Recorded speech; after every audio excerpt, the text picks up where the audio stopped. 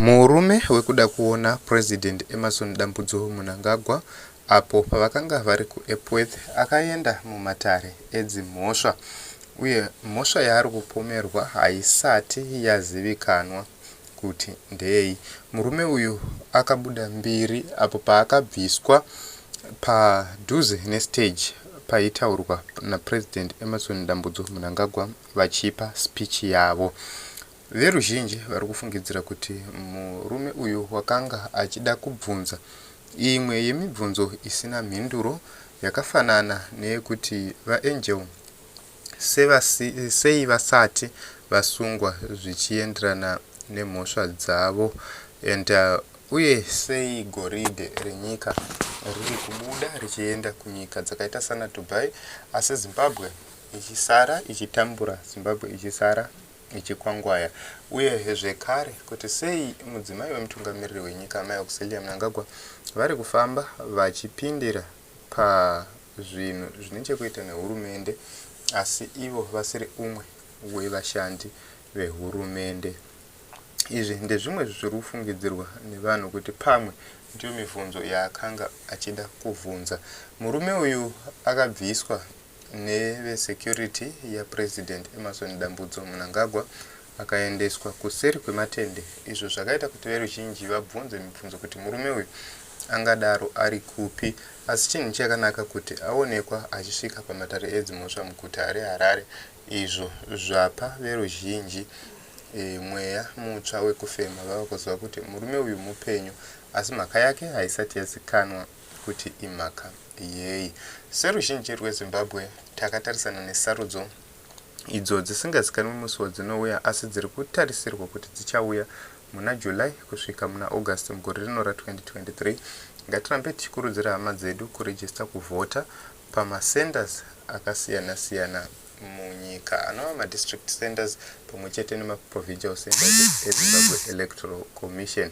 Chatinonyanya kukurudzira pari kuitwa voter registration kuna avo vari kuvhotera kumaruwa ndechekuti ziva sabhuku wako kuti unge uchikwanisa kunyoresa kuvhota zvakanaka.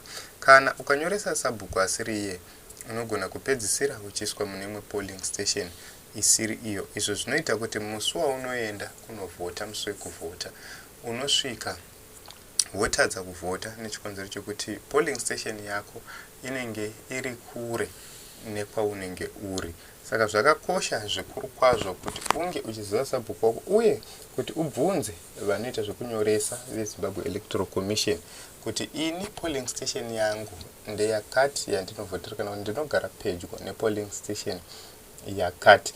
Izvo zvinoita kuti unge uchibatsirika paunenge uchinyoresa, kana kuti unge uchizoziva zvekare kuti pawaiswa chaipo ndepapi. Zvinoreva izvo kuti unofanira kuchengetedza voter registration slip yako kuitira kuti ugopota uchitarira.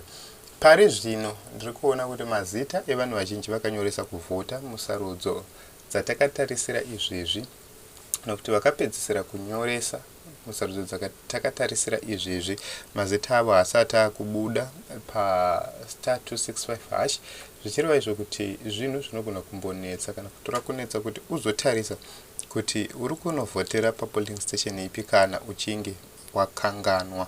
Saka gara uchiziva pauri kuenda kunovhotera, gara une voter registration slip yako. Izvo zvichakubatsira kuti uzoti iwewe polling station yako ndeipi. Izvo zvichaita kuti iwewe usange uchirasika. Ndiri kukurudzira muri Zimbabwe vanokwanisa kuti polling agents kuti endai kunzvimbo dzenyu dzamunobva, muende munotsvaka nhengo dzeCitizens Coalition for Change, mukwanise kuva polling agents kunzvimbo idzodzo. Izvi zvinozobatsira kuti tinge tichigona kuchengetedza vhoti yedu, tinge tichigona kuchengetedza zvatinenge tawirirana muballot. Rambai muchikurudzira hama neshamwari kuti dzinge dzakanyoresa kuvhota, nokuti kodzero yemunhu iri pakuvhota. Kuti munhu ange achikwanisa kuparticipate pane zvose zvinoitwa munyika, ngaange ari munhu akarejista kuvhota uye ari kuvhota munyika yeZimbabwe.